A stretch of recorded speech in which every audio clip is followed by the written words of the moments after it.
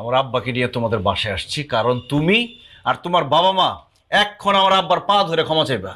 I বেয়াদব, কি বলো তুমি? এরকম একটা জাইল্লা ছোট লোকের পা ধরে আমরা কেন ক্ষমা চাবো? এই খবরদার, আমার আব্বাকে জাইল্লা বলবেন না। কি? আমার আব্বা জাইল্লা হোক, মুচি হোক, মেথর হোক, যা কিছু তাই হোক, উনি আমার বাবা। আমার বাবার পেশা যাই হোক না কেন, আমার বাবা আছে, এটাই আমার জীবনের সবচেয়ে বড় সার্থকতা। আমার আব্বা আর আমাকে জাইল্লা বইলা অনেক অপমান করছেন আপনারা। আমার আব্বা জেলে মাছ ধরে, চুরি তো করে না, ডাকাতি তো করে না, ঘুষ তো খায় না, অথচ যারা ঘুষ খায়, দুর্নীতি করে, কোটি কোটি টাকা কামায়, তাদেরকে আপনারা খুব সম্মান করেন, তাই না? যে পরিশ্রম করে সৎ পথে টাকা উপার্জন করে, তাদের জন্য আপনাদের কোনো সম্মান আসে না, তাই না? আর আমার আব্বাকে যে জেলে বলে অপমান করছেন, আরে আমরা মাছে ভাতে বাঙালি, এই জাইল্লারা যদি মাছ না ধরতো তাহলে মজার মজার মাছ আর খাওয়া লাগতো না। শোনেন, কোনো পেশাই ছোট না, প্রত্যেকটা পেশাই সম্মানের। তাই যারা মুচি, মেথর, জাইল্লা, এদেরকে অসম্মান করবেন না, সম্মান করা শেখেন।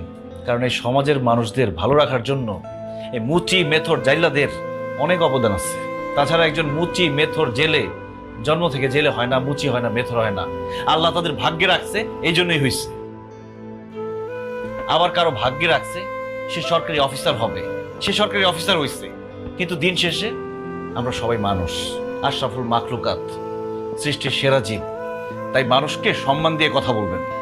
আপনাদের কারণে আমি আমার আব্বাকে ভুল বুঝছি, তাকে কষ্ট দিচ্ছি, তার মনে আঘাত দিয়ে কথা বলছি। আমার আব্বা বাড়ি ছেড়ে চলে গেছিল, রাস্তায় রাস্তায় না খেয়ে পড়েছিল, কষ্ট করছে। আর এই সব কিছু করছি আমি শুধুমাত্র আপনাদের ফাঁদে পড়া। এই জন্য আপনারা সবাই আমার আব্বার কাছে ক্ষমা চাইবেন, নাহলে কিন্তু খুব খারাপ হয়ে যাবে।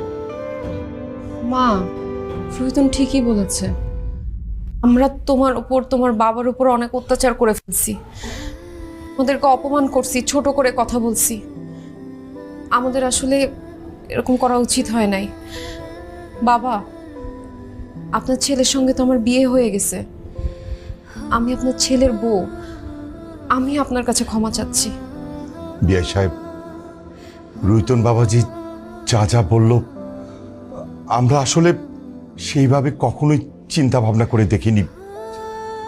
আমরা আপনার কাছ থেকে আপনার ছেলেকে আলাদা করছি, একজন বাবার কাছ থেকে একজন সন্তানকে আলাদা করেছি।